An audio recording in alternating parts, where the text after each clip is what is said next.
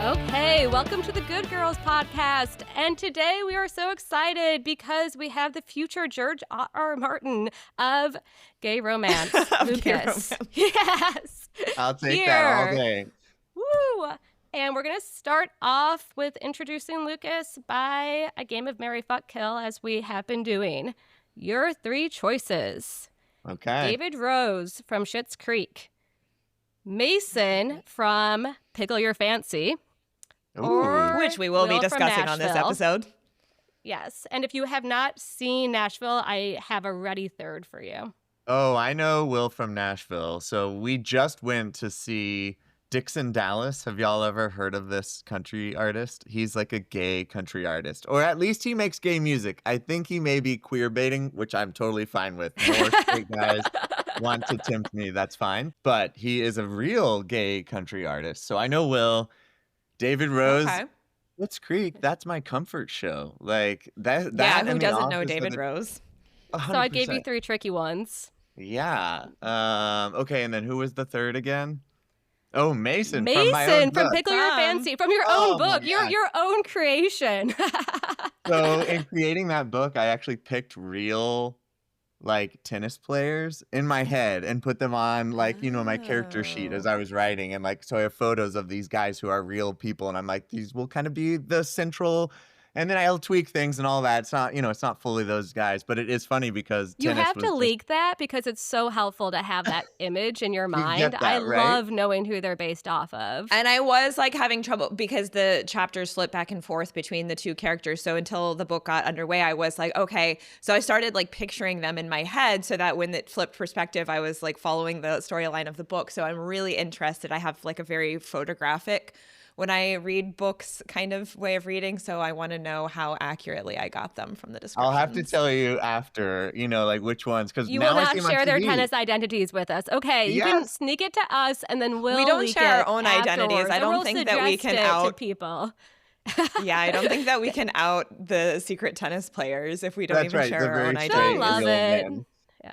Yeah. Okay. Well. Unfortunately, David is way too high maintenance for me. Like, I don't think I could live that life. He is so amazing, but I think I would have to kill that character. It's not a real person. And probably fuck Will from Nashville. That seems like that would be fun. And then Mason.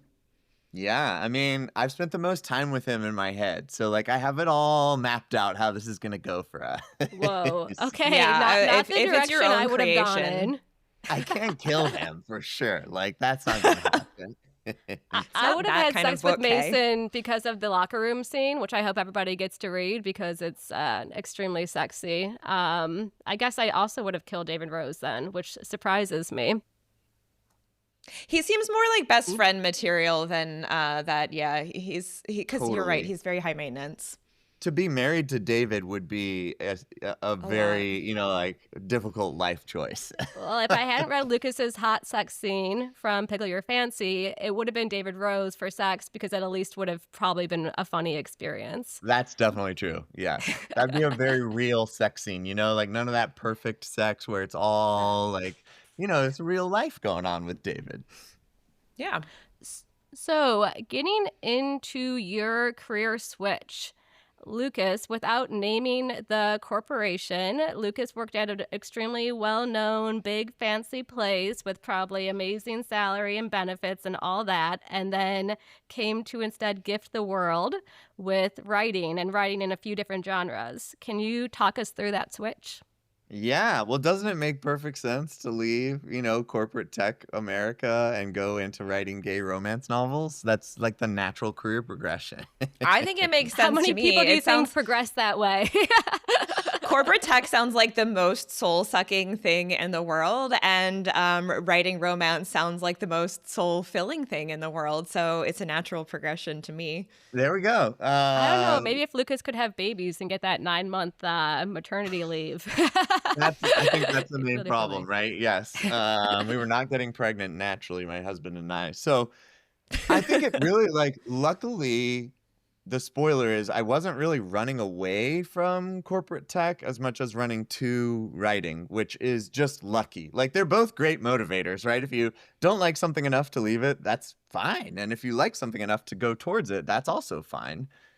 But I had wanted to be a full-time author since like middle school. I had probably a lot of us like free write time in an English class, and my teacher would put on Enya and we would just journal. And that was where I was like, oh my God, I love this. I love writing. But it was probably like 15 years ago where I got super serious about writing. So I was working then in corporate tech and already not yet married quite yet to my husband, but we were already together. And so 15 years. You've been with your husband for 15 years. We and you're only 3 years like older days than away me. from our 12th anniversary of being married. You all were child brides. SJ's also a child bride. There we go. Fellow That's child brides extremely from young. Texas unite. It's because of our That's right. extreme It's the religious Keller views. Flower Mound vibes. It's in the water. Yeah. We don't believe in sex before marriage, so we have to get married young. That's right. Yeah, it didn't exactly work out like that. So I really feel like it was then writing while in corporate tech that was kind of like kicking the tires on, do I actually like this? And I published a bunch of stuff and sci-fi fantasy and comics and children's books and a business book, and kind of realized that, yeah, I really like sitting in a coffee shop and writing for as long as I can possibly do it, which to me was like proof that, okay, it's already weird that I know what I love. I think when you ask people, like, what do you love to do? It's probably more common to get like, I'm not really sure, you know, I really like this or that. And I've always known what I loved. And so there's a bit of like, I want to pay respect to that passion. That ended up You started being with children's books and business books. so Were you strange. always brainstorming romance on the side, or was that always your area? Or are you surprised that you made this turn? And I'm is your super family going to surprised. be surprised? Oh yeah. I mean, fortunately my family knows now, even nothing's out, but they know that it's coming. And like there is, you know, you try not to write. I try not to write thinking about my mom or my grandma or any of that. And like, They'll love okay, it. who's my reader? This is my audience. Well, that's the thing, because like they'll want to support you. Yeah. Do you think that your mom and your grandma are going to want to read it? Or are they going to be like, I'm just happy to know that you're doing well and successful? I think probably more that there's some, it's going to be interesting. Like, so You can just we tell should them what talk about, like, chapters to skip. I mean, Pickle Your That's right, Fancy is like yeah. a beautiful, heartwarming book. Like, it has hot Yes. sex scenes, and I liked them. but it's also like a very sweet Grandma could read it story. without. yeah, maybe there should be an edited version here. Give her But the there- copy with PG those chapters version. like cut out. Yeah. What's funny is as much of a statement as you can make writing like romance, to me, open door sex is super important to be in all of my books. Like I want basically the umbrella for everything I write will be that it's about dudes falling in love, getting a happily ever after. And there will be explicit sex in that because yes, gay people have sex. That's part of it. We're doing that as part of love. But like that's Do you not think what that it's you all would about. do you think that you would feel as, and just to be clear, I get disappointed when I read any romance book that does not have an open door sex scene, because I just, at this point, it's like I want to know, like, what is this character that I've been reading about It's for not so telling the long whole gonna be story like? without it. Yeah. And who are we pretending? Come on, everyone has cell phones in their pockets. Like everyone is doing the same stuff all the time. Let's just be more real. Do you Yeah. think that you would feel as strongly about including the scenes if it were like a hetero couple? Well, part of why I feel like it's important for me to have in my stories is because y'all, just like everyone, the number of hetero sex scenes that I've consumed through books and advertisements and movies and TV shows, I don't even like it. And I've seen thousands, tens of thousands, millions of scenes, So it's right? our Like, turn. yeah, there needs to be a little bit of a balancing of the scales. Like, okay, I get it. That does sell stuff, especially working in marketing. Like, there's so much coded advice on, oh, put more smiling women in your ads. It's like, okay, wink, message received. I understand. But that's important to me. Like if we strip that out, it feels like it's missing like a it's being huge hidden, important too. piece of the puzzle.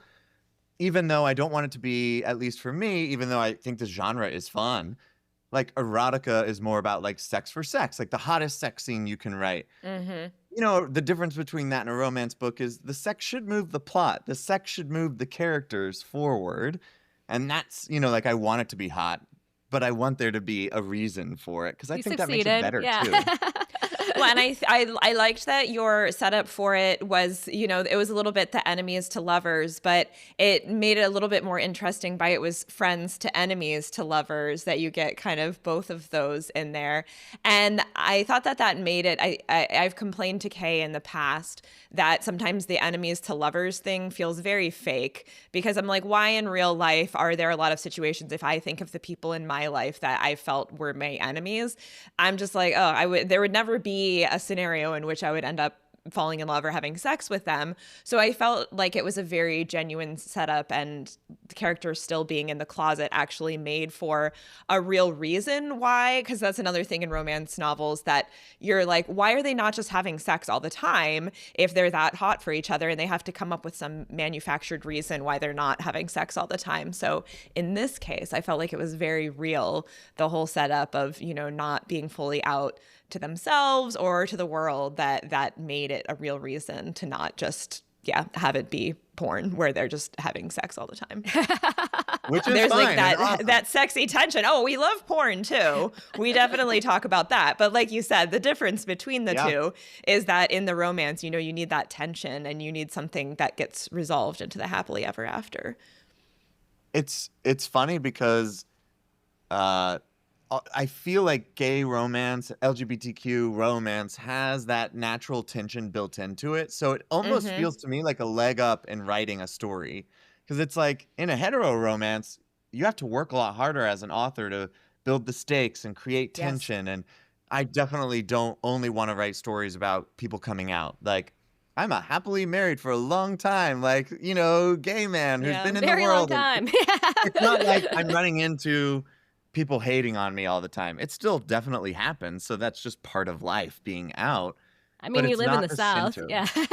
And I think that's fun. Like, it's cool to have those stories, but it's lucky to have some of that tension built in. So what y'all read, kind of the sports satire, has that story of coming out very central because it makes sense in the sports world. That is part of, I think, sadly, the real world still is. It's not normal there yet. Yeah. No, it kind of gutted me because I was expecting from the title and from the setup, you know, it's a cheeky little pickleball romance. And so I was expecting I loved the whole world building with like the bad guy in the book is very much like Donald Trump if he had just stayed with being business honcho and gone into tormenting the pickleball world instead of all of America. And, you know, just this like big Trump towers. Yes, I mean, I would have liked that Trump spinoff much better if he was just sticking to torturing the world of pickleball, of professional pickleball, instead of all of America. But I was just expecting it to just kind of be this like fun, cheeky little thing, and I wasn't expecting to be very gutted by just this, you know, coming out story that was in it. Yeah, and a very honest romance, in addition to very hot sex scenes. Yeah. So I don't think I was expecting that either going into it. Like, that's the fun of writing. Even if, you know, there's the difference between plotters and pantsers. Have y'all ever heard of that before? So like in the writing community, it's like when you sit down to write a book, are you somebody who is more like an architect and you outline everything and scene by scene and here's how it's all going to go and then write from there? Or do you just fly by the seat of your pants and kind of write without any idea? And the more what's fun about this new kind of full-time writing is I'm dedicating a lot of time to learning craft and studying writing and really trying to become a good writer. And the more I learn about writing, the more I'm like, oh, I got to outline shit. Like, I can't just sit down. Like, there's so much that you got to have that 80% of the way book through breakup. Yeah. But there's still, even after that, the best parts. Like writing's like a roller coaster where some days I'll sit down and write and I'm like, this is God's gift to gay romance. Like, this is the best thing that's ever been. And then the next day I'm like, what was I thinking? It's the worst thing anyone's ever written. No one's going to read this. It's awful. And that's kind of just part of writing. But those moments where things surprise you are the magic, where it's like, was that subconscious? Is there a muse? Did I know that was going to connect? Like, what is creating that little special thing that I had no idea was going to be in there? And every book kind of has a moment like that where something will click that's unexpected. And that really, to me, is like the coolest thing in the universe. Like, I don't know what it is. I can't explain it, but it seems to happen. That's awesome. So have you changed over the course of your career as a writer into becoming more of a plotter architect, or have you stayed kind of, do you still see yourself mostly on the fly by the seat of your pants side of things? Now it's very much hybrid. I will always sit down and outline. But yeah, there's another pen name where I did sci-fi and fantasy books. That was so fun. Yes. You've done everything. I just love to write, y'all. Like I that's the passion. But those were all fly by the seat of your pants. And you can totally tell where it's like, there's even like books in a drawer that aren't published that like, where it's like an earthquake will randomly happen because I was bored. Like I didn't know what to do. And while that is fun, it doesn't create a satisfying arc. No payoff that makes any sense. So to me, outlining is helping things get better, but I still like just sitting down and writing and seeing where it goes. So trying to like get a little bit of the best of both worlds. So how do you think that self-publishing is going to go for gay romance compared to your other books? Or did you get publishers for your children's book and some business books? So actually just 2 days ago, I was at the Georgia Romance Writers Conference, which was funny because there were 160 women and one man, me, You. in this room. But these women are so badass. Like I sat next to this 92-year-old woman who's published 200 books. She told me the story of her husband who left her for a stripper. She wrote a book about it. She made $2 million. Then he sued her, took the $2 million. So she wrote a book about that and got to keep the money off of that. And like, I'm like, what an incredible lady. Like she is rocking her career. So I learned a ton. But what's interesting, I mean, y'all know romance that's the market. Like it's like 70% of all books that sell are romance books. Gay romance is a tiny niche in there, but it is the fastest growing genre in all of publishing. So it's starting small, but it's growing. That's cool. So have you self-published before? Like what platforms do you use? How long does it take to get a payoff? All that. I have self-published before, and found some success with it, which is part of what kind of led me to take the corporate hop. Was I had a book hit the USA Today and Wall Street Journal bestseller lists, and it was kind of like, okay, the stars seem to be aligning. Like I'm ready to go from this corporate job. I've kind of kicked the tire on writing enough. Like let's do this.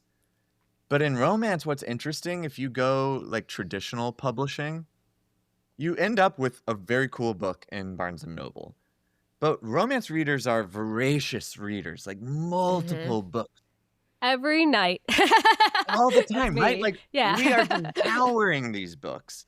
So it's really hard to break in quotes, like with one book. Because it's just sitting on its own. Which is why and you then have three non-competes will keep you from doing anything for 6 months on either side of it. And some of that's negotiable. And, it would be nice to be traditionally published. But I think for romance writers, that often comes after self-publishing because you have a name, you have a readership, you have an audience who's excited for whatever you're going to do next. So self-publishing really is the name of the game. I sat next to this woman named Susan Stoker. Listeners can't hear, but can't see. But The Soldier. This is one of her books, The Soldier. Sexy guy. She's hit the New York Times bestselling list like 80 times. And she self-publishes her entire career. And she was telling me about like why that's the case and why it works so well in romance. And of course, there's like plenty of stuff that isn't very high quality that's possible to get through.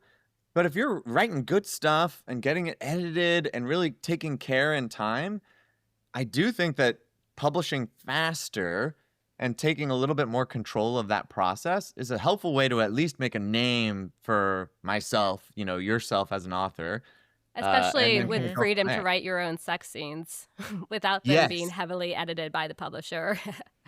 Do y'all Yeah. even know what you read as being traditionally versus, self-published, or does it matter to you? So that's funny because I read, like, Penny Reed is one of the authors that when she releases a new one, I read it. Like, she's super good with sex scenes and everything. Yes. And I saw like a thread from her the other day, and it was about how she was publishing with a company for the first time. And I was completely shocked. I was like, I've been reading you for like years. I've read so many of your books. I'm shocked that you've done it all without a publisher. And she said that it really took her this long of a time that there was a company that she connected with enough and an agent that she connected with enough to take Well, and then that you have a step. whole body of work to speak for you too, so they know what they're buying into, which I think is helpful. But yeah, we're just so in the age of everything is democratized by social media, and self-publishing allows you to be nimble in a way. Like I think that Book Talk obviously has propelled some very mediocre books to the top. Sometimes I read the Also Book some Talk great favorites, ones. I learned about but really, yeah, really some good ones from amazing threads. They stuff. only have like 10 reviews and they're great. Yep. Yeah, and then you can pick up on things, and I think it can just move so quickly because it's spreading through. It's not taking that delayed period of some behemoth publisher to do something with it and then edit it. Like, you can be much more responsive to what people are interested in. That it does allow people to write in a way that I feel like has to be really different from the way that it used to be, same as TV, where there used to be 5 network channels and everything was being shuttered through what the producers were ready to greenlight. Like, now there's just such amazing content out there. So, Lucas, a big discourse that happens about every 2 months or so on Twitter and threads, and it's happening again right now because of recent events, is pirating and the ethics of pirating, or no ethics in pirating. I would like your opinions on it. I have my own backed by research that I did last night because I was so shocked at the views I was hearing. But it would be helpful to hear somebody who's self-published and has books out there, just opinion. I mean, pirating just in general is funny because I think we all have a relationship with it kind of in our age bracket. Like, when I was growing up, Lucas used to I steal hate to music. say- Yeah, 100%. I mean, we're of the 1000%. generation where we all used to steal music. That was like the only Right? way to get music. Napster, Kazaa, like those were where I was getting music, and that was all. Now looking back, right? Of course, it was different. I had no resources. I couldn't afford the 99 cents. There wasn't a streaming service like Spotify, but it's crazy because we all did it, and it's hard to blame folks maybe in that situation for doing it. What seems to be getting a lot of attention in the writer world is massive, blatant pirating from huge tech companies to train their AI models, where like Anthropic just lost a big lawsuit, multi-billion-dollar lawsuit, because they Are you going to get money from that? Well, From it's your fantasy interesting. books? It's class action, and basically, yes, every author, if you had your book stolen, and anyone who's listening who's published a book, you should absolutely go on this website and see if any of your ISBNs were stolen. Because yeah, you are going to get some money. It's not, making the bank or 10 to retirement money, $15. but it's a huge slap on the wrist. And it's interesting because, there's all these other court cases that now have a precedent, and Facebook is a big one, where there's emails from Mark Zuckerberg where their engineering team had basically emailed him and said, I feel bad. We're on a pirating site and I'm downloading all these millions of books and feeding them in, like, never did I imagine doing that on my corporate laptop. And Mark is responding going, just do it. It's fine. Ooh. And sadly, it probably will be fine, right? Like, they're just going to pay a few $1 billion, which Yeah. Which is sounds nothing like a for lot, them. but is nothing. So it's weird, interesting, like the AI kind of rabbits out of the hat, but it's trained in an illegal way on the backs of all these amazing creators and authors and artists and all these different mediums. So it's hard to be, okay with pirating. Even though I grew up as a pirater of music, it seems like it's becoming something different. And I don't like that at all as somebody who wants to make a living, off creative work. Yeah, and so what I saw are kind of like two main arguments, and one is, some people live in countries that either don't have libraries or don't have the types of libraries that are going to have books that aren't educational at them, and some people really can't even afford food and they want to read. Do you want to take that away? And so I was interested in this. Are these really the people who are pirating? And there was a study done by Nielsen, like a Consumer Report study, that showed that about 70% of people who pirate have college or more education, and they make greater than the average U.S. salary. So that's not actually the majority of pirators. So I don't, I think there's that move of making people feel guilty, like, oh, of course, I don't want, somebody in a poor country without anything not to have access to my book if they want it. And then the other thing is, well, everybody's all right with secondhand books and thrifting, but there's kind of a difference. One hard copy that one person bought and then sells to a secondhand store, that gets consumed very slowly, whereas one stolen ebook posted online can then be downloaded by, thousands of people who then don't buy that author's book. And ultimately, even for authors, like Allie Hazelwood, Sarah J. Maas, who are highly popular, that means that those of us who are paying for the book are probably paying a little bit more because they need to make their margins, and they're going to do it by charging the people who will pay more. But I was just, I don't know.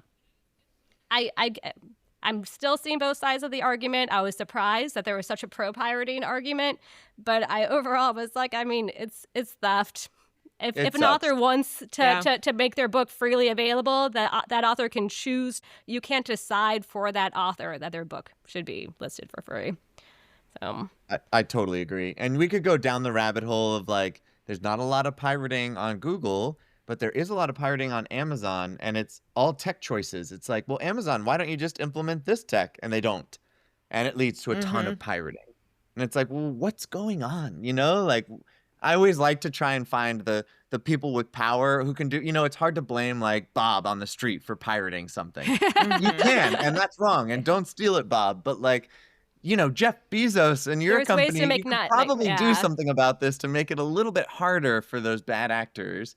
Why aren't you, as multi-billionaires who, have a lot of power in this ecosystem, doing a little more to protect folks who are getting taken advantage of? It seems like it would be a relatively easy step to make sure that the ebooks aren't posted online.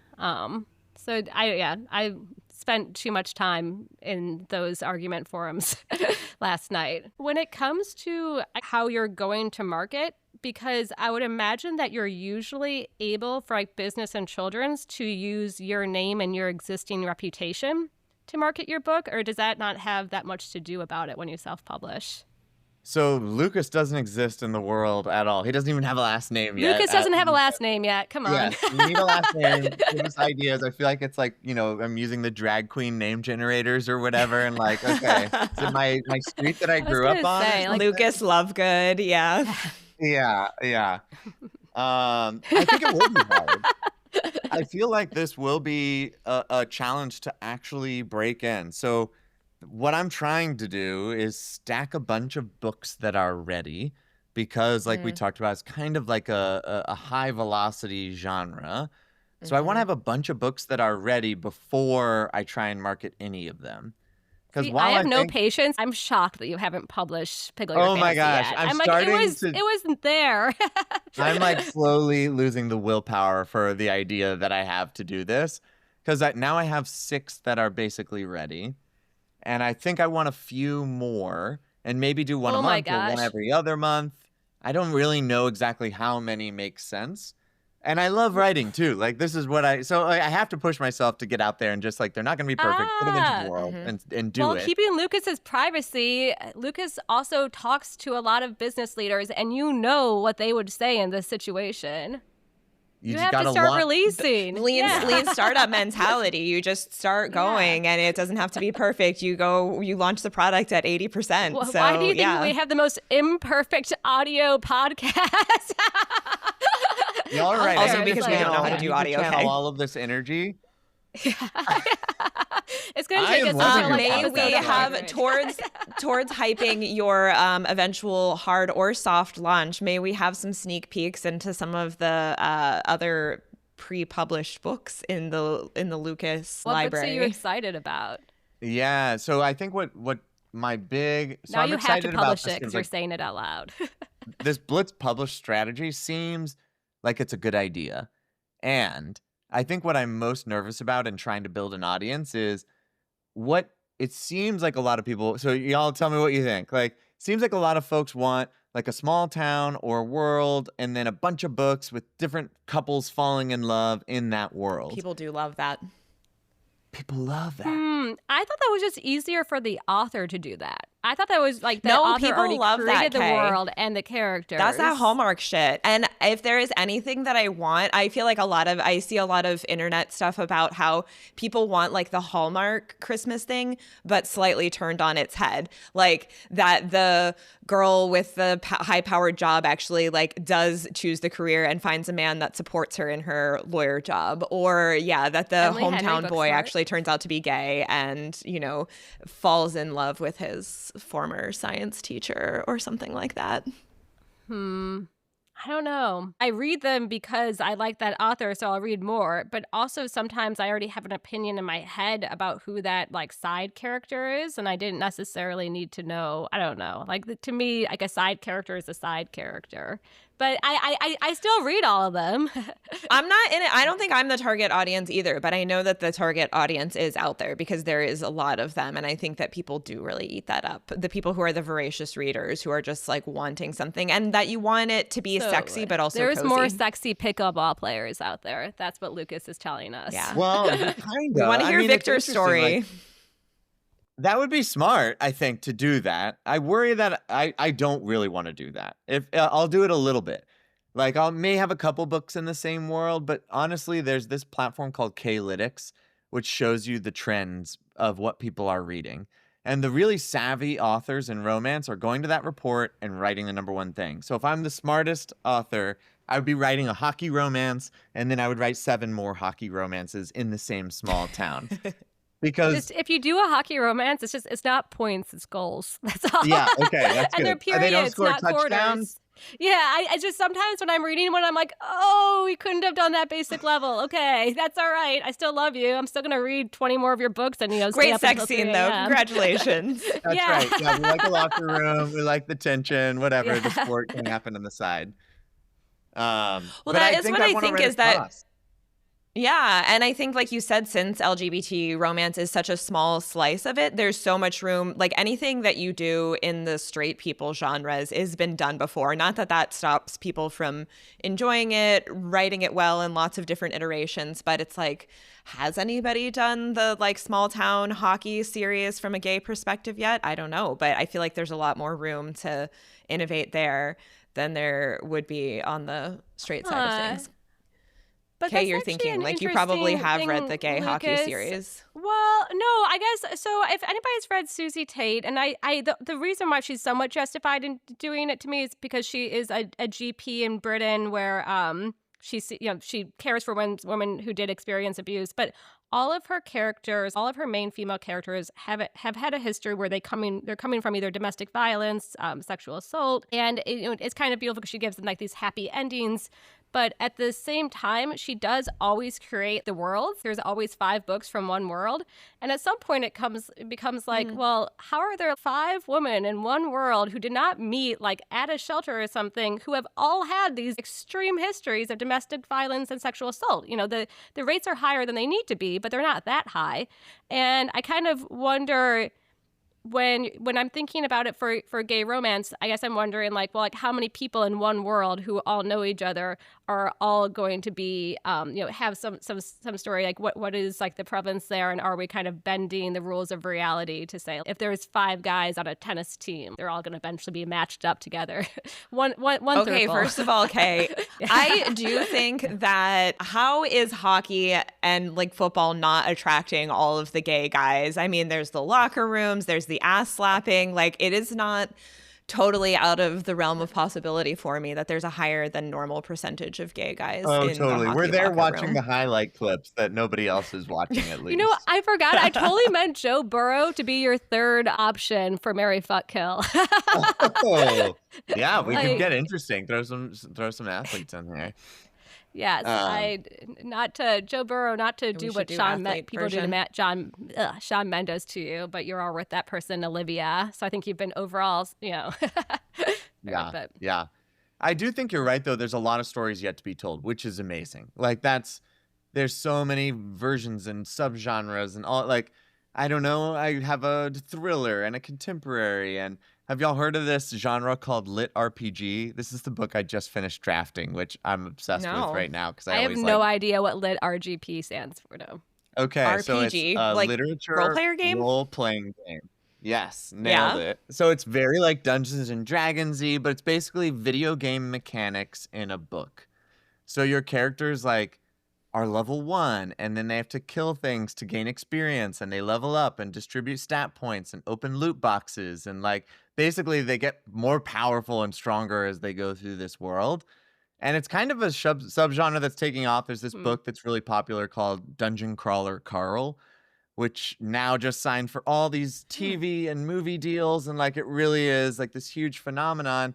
I'm like, what if it was gay? Like, what if you did a gay romance in this genre, I was which I gonna don't think say it sounds exists cool, but I would anywhere. need some love story in it to want to read it. It's got to be a love Yeah. story still, 100%. But all of this to me is just fun. But it wouldn't makes we me love a nervous sexy about, like, RPG? But why does it make you yeah. nervous? Because I think it's so random. Like, do the small town hockey. That's what people want. But it just seems boring to do the same thing over and over again versus explore all these different stories that haven't been told yet and lots of different subgenres. So long as it's still guys falling in love happily ever after. Like, that's what I want. That's the thing. Like small wonder town like hockey, every but other- they're but what if your shapeshifters that books- turn into ravens. Yes, let's do that. I'm with Yeah. you. Yeah, Now Ashley we're reads Because you're normal already books, there so when I with the tell her, fantasy like, book and the yeah. romance. Yeah, and I think that there's so much to mine. Hot centaurs, for example, like there just seems like there's a lot of room for romantasy, for gay romantasy. I read the weirdest stuff, Lucas. That's what. Have y'all Ashley's read referring Mate to. Hub Legend? I just read this book by Mary Reynard. And Is it's that the another first- person who you met at your like women's? I did not conference? I did not meet her. I would want to. It's the first Shifter and like Omega Verse book that I've ever read. I knew like Omega Verse, what the hell is this? And so I was like, let me read what seems to be the best one. And this is what I found. Oh my gosh. I was like, this is so good. This is so sexy. And I had Oh. no idea it even existed Okay, as a genre. cool. I think when people are shifters, the thing is that you get to do like kind of sexier, crazier behavior, but you justify it. Well, of course, it's his werewolf genes that make him Right. like that. Yeah. Yeah. Like Anything yeah, that you want and explain it away. I read a book with a Yeah, it's throuple. And magic. it was hot. I don't want one in real life, but it was hot when I was reading it. But they were like, oh, well, it's because ravens. Like for ravens, the female chooses. And so if the female doesn't Throupling choose, is the men will normal. just keep on both going. I was like, oh. That's a perfect explanation. I'm there with Yeah. you. See? I don't know if it's actually true about Because ravens. So don't ravens. go quoting me. Yeah, when you're watching Ravens in the Wild, don't be like, oh, look, the two men are both going to go for her, because that's what Kelly read in her romance book. I know mallard Um, ducks are gay, so why not ravens There's thruples? Some important questions I wanted to get through before we hit the end of our time. One really important question is, how hard is it to decide the names for like appendages when you are writing gay romance or romance in general? So Like, this question is so funny because there's like a sexy answer and then an unsexy. The sexy answer is read all the good sex scenes that you can. That's how I get ideas for sex scenes and try and write good ones is like, look at the masters of this craft and see what they're calling it. Usually it's just call it what it is. Like referring to it as something else, I always feel like Penis. it's so weird. Like my you know when I husband. say like his bratwurst When or they're like his something? Yeah. scepter, I grasped his scepter. So my Yeah, husband his used to call it a doinker when he was a kid. I'm like, I'm not using Well, that's doinker sexy. in my book, but thank you. steak. That would But take me out of the scene. unsexy answer is it really is like study the stuff. Like there's tons of podcasts and YouTube videos and articles on how do you write good sex scenes, which is so funny to think of as like this craft that you can learn. But that's the real answer is like, well, people teach hour-long classes on the answer to that question, and I want to go to it and make sure that I do a good job. So what words have you landed on? Probably. It's usually Probably gonna be just calling it what penis it and is. talk, and you Yeah. know, like those are gonna be the winners most of the time. What have you Yeah. seen that you like? Is there one I'm not hitting on that needs to be said? I feel like for women, it's when the weirder words are used. There's a lot of like her core, and well, core is literally described as her abdomen during Pilates class. So like when you I say do. core, I'm thinking more of like muscles. I don't know. Yeah. Yeah, I feel like Kay and I giggle at each other across the gym now when they're like, all right, now's the core part of the workout, having previously Yeah. discussed the usage of the term core to discuss Yeah, female it's like genitalia. a warm, wet feeling fled into my core. It's like, oh, that's an Yeah. abdomen.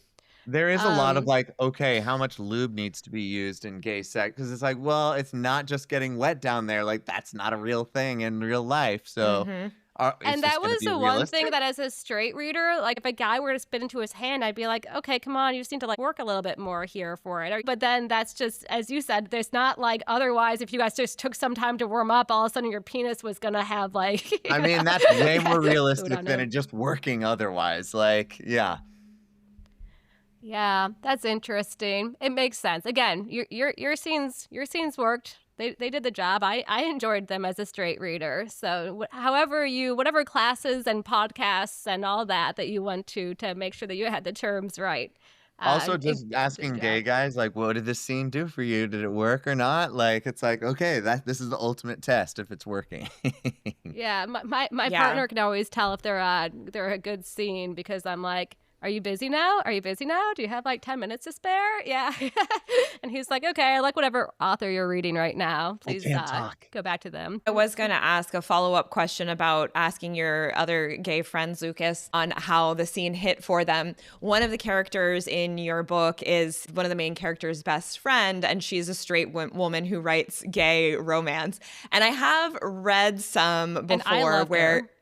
yeah, I loved that character. And I felt like she was the person that I identified most with in the book. But I have read some books before, and then the reviews on them were like, oh, this was like gay romance, obviously written by a straight person. This sex scene is not how it would.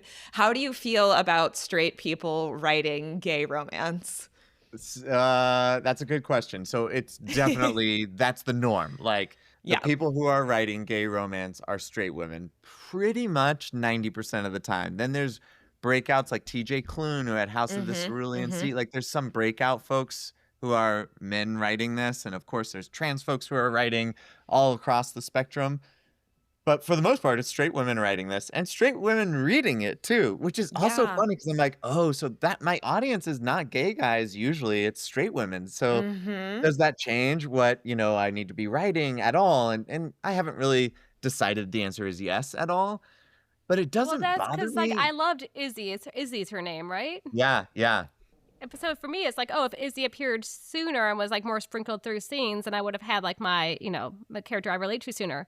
But then if I'm not the target audience, then Izzy doesn't even have to show up at all. So I mean, both of y'all mentioned that, and some of my other beta readers have said the same. Like, if the only women are the antagonist, like, is this really, like a fleshed out world? And I think that's a good question. Like, I need to think about that and where do I want the story to go and what's the role of women? And there is some amazing women in this world that just took a minute to get to, but I like that. I need to think We don't about have to be the straight women don't have to be centered in yeah, every no, we don't have narrative. to Like be. I feel like there should be like a straight person Bechdel test. Like it doesn't have to pass the straight person Bechdel test. Those characters don't have to be fleshed out. I think also if there are straight women who are finding that that's particularly hot for them to read gay romance, like there's that voyeuristic piece of it that when they're kind of taken out, that it's like similar to the thing where there's a scene where one of the main characters sees the other one that he leaves the door open while he's jacking off. And I think that that's kind of like that perspective for straight women that I have read somewhere that they are clearly written by straight women. And I think that it's just kind of clunky and you can tell that. Like it's better to read something that was not written for you, even if that was actually the target audience or that is 90% of who's reading it. I'm excited. I feel like there is like a market for a gay guy to write this genre. Like I'm experiencing gay romance. I know You this. have to be better at it. But we'll see. I don't know. These women are also incredible writers. What's funny, like I've been trying to network with all these, writers. And so I just send them emails, which I don't blame anyone for not getting back to me. Like people are busy and I'm sure they have lots of fans who are reaching out to them. But some, like I'll shout out Serena Bowen. who wrote Him, which is a hockey romance, and it's amazing. But she's written quite a few gay romances. She writes wrote straight Him. romance. Him is Yeah. by a female author. Why didn't I not even know that? It's Elle Kennedy, who's like mega, and Serena Bowen, who are both New York Times, USA Today bestsellers in straight romance, and then they wrote some gay stuff too. But she got back to me, and like we're talking, and she's so cool and so helpful and knowledgeable, and it's not like we're like chatting all the time like besties, but there've been a couple straight women who are big in this genre who do respond and take the time and be like, hey, I actually think it's cool that a guy is doing it. There are a few like men who've responded to me as well. What does rub me the wrong way is like gatekeeping straight women who are writing gay romance who like don't want to be helpful and don't want anybody else to get in and feel it's competitive. I'm like, there's plenty of readers for everyone to be successful, but again, it's like, that you pointed out, like how we consume. It's so much, you know. Yeah, like, it doesn't need to have a scarcity mentality. There's a lot of readers out there reading a lot of smut. Totally. I'm probably like 3 to 4 books a week. You know, me liking one author does not mean that I do not have room for like thousands of other authors. What are y'all reading right now? I just started Monstrous by, I think her name is Mary something, but it's apparently amazing monster one, and I'm thinking about writing a monster one, so I need to read the best. Oh. So I actually downloaded Echoes of Hollow and Ember last night because I saw the author post about it, and she's like, I'm so excited. I just got to 50 reviews on Goodreads, and my average is like 4.5. I was like, wait, 4.5 is really high. And then I went and read them, and I thought that it sounded pretty interesting. It's a little bit darker than I thought it was going to be, and maybe a little less romancy, but I'm enjoying it. And it's a totally different, unique world than anything I've read so far. So having fun with it. I wrote it down. I need to read it.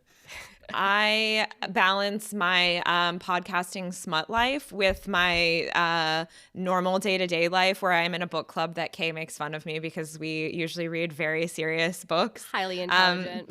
So I like the diversity of the literature I'm consuming. What are y'all reading? Yeah. Yeah, but right now I'm reading His Hideous Heart, which is a collection of I think they're all YA authors retelling Edgar Allan Poe stories and poems. And so it's like their spins or takes on Edgar Allan Poe stuff for spooky season. So it's pretty good. I like it. Yeah. How do y'all feel about retellings? Are we over it? Like Pride and Prejudice zombies, Pride and Prejudice aliens in space, Pride and Prejudice everything, or not yet? I've never read Pride and Prejudice zombies before. I did read that one, and I did think it was funny because it was so far off of, it wasn't like in the way that I feel like the Bridgerton is trying to take the concept of that Regency era stuff, but make it kind of modern, but kind of not. They kind of lose me more with that. I'm like, just kind of go your own direction and pick your own thing. Whereas Pride and Prejudice and Zombies was hilarious. I think it depends how much I like the original thing that they're retelling. And I'm finding that with the Edgar Allan Poe one is the stories that I'm familiar with that I remember really liking and reading. If somebody tries to retell it, I'm kind of like, that was already a pretty good. Versus ones that I wasn't as familiar with that are his lesser known works. It was kind of fun to hear them retold in a modern way that helped me maybe connect with it more if I hadn't connected the first time. I like that. I think that's good advice. Like deviate a lot. Make it real weird and then it can be fun again. So put zombies in it, like shape-shifting ravens, just throw it all in there. And then know where it goes already. It tells itself. Yeah. She's referring to Jane Austen would be proud. Feather So Vicious by Liv Sander was what I read last week. And like, did I stay up until like very, very late finishing it? Did I get like super turned on during the scenes? Like all those things are true, but it was like so dark. Like I want my best friends to stay away from that book because it was so dark and twisty, even though it's still, it's just like the second I get 20% of the way through a book, I care too much about the characters. Even no matter what else is happening, I just care too much. I can't stop reading.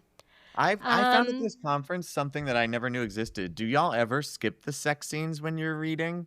there were like a ton of people attending who were like, I just skimmed through them. I'm like, really? I usually feel like that's the payoff to a lot of the reading experience. Especially for There's some romance 7 kind to of books 8 of where them. the character development part is not what you came to that book for. Like, you just came for the sex scene. I guess it kind of depends what I'm reading the book for and how the quality of the writing is overall.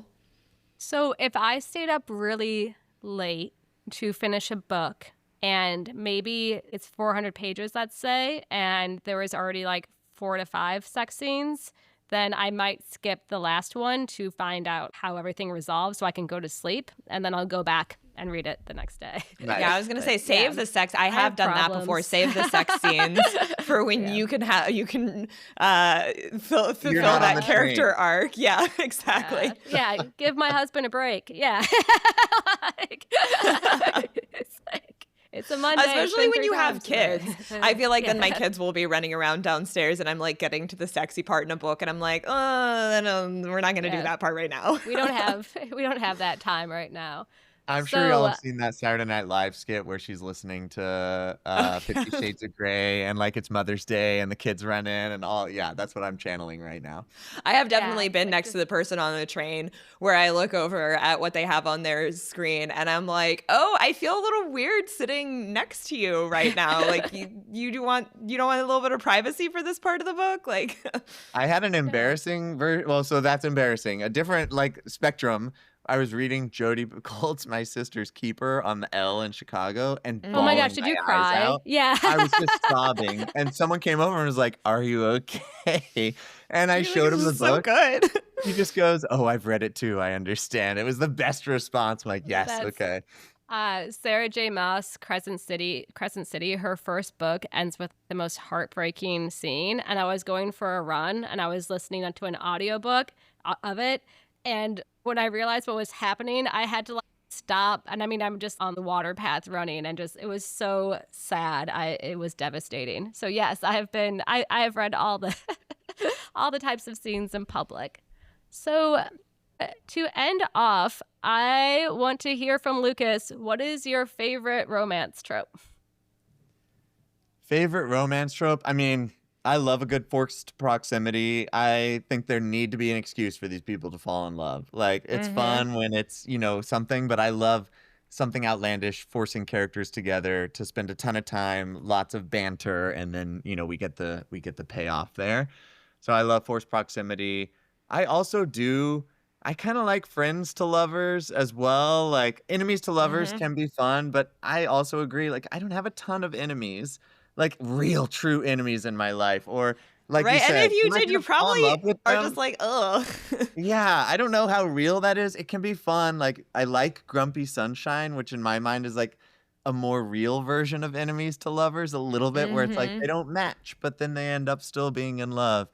And I've heard that phrase, nobody likes a jelly and jelly sandwich, which feels really true. Like, I think as kids, we imagine our partner is going to be someone like us. And then usually we end up with someone who's totally not like us. And that's why it works. Yeah. Are you in your relationship? Do you feel like you're a grumpy sunshine relationship? And if so, which are you? He's definitely the Uh, grumpy.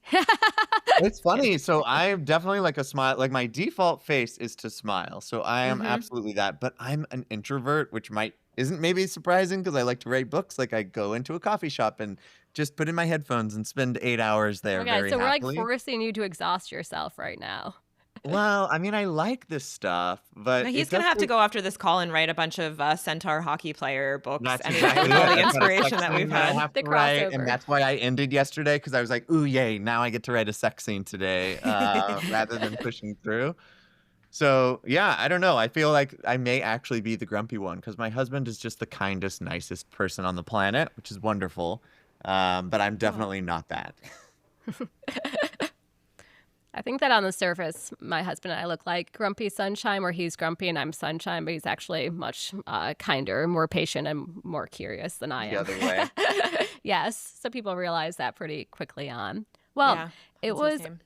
so great talking to you, Lucas. I can't wait until Pickle Your Fancy and apparently 9 other books all come out at the same time. I can't wait until the audience gets to receive them as well. We will be here to hype them when they're all dropping. Yeah, thank y'all so much. It makes such a 100% big here to hype difference. you. Not only did you give me the gift of reading an unfinished story, which is like truly a gift because it's not It ready felt yet, and you finished. still went for it. Yeah. But like, this is so fun. This is the first time I've ever been Lucas. You gave me an excuse to be Lucas before he really exists here. So appreciate it. This is a safe space. Yes. This is a safe anonymous space. Yeah. Until Lucas is no for longer. Lucas, He's coming out of the closet a little bit here. Coming out of the So writing. when Lucas gets the last fantasy name, writing we'll closet. adjust and edit the description to reflect Lucas's last name. Maybe we'll awkwardly audio edit it in there. Lucas. Yeah. Insert Some like robot completely voice different just voice. Yes. Last name, like, oh, what is that in 30 Rock when she gets the boyfriend and his last name is Last name? Yes. Yeah. Ooh, that's maybe a good one for you to consider. Well, thank you, and thank you for listening, everybody.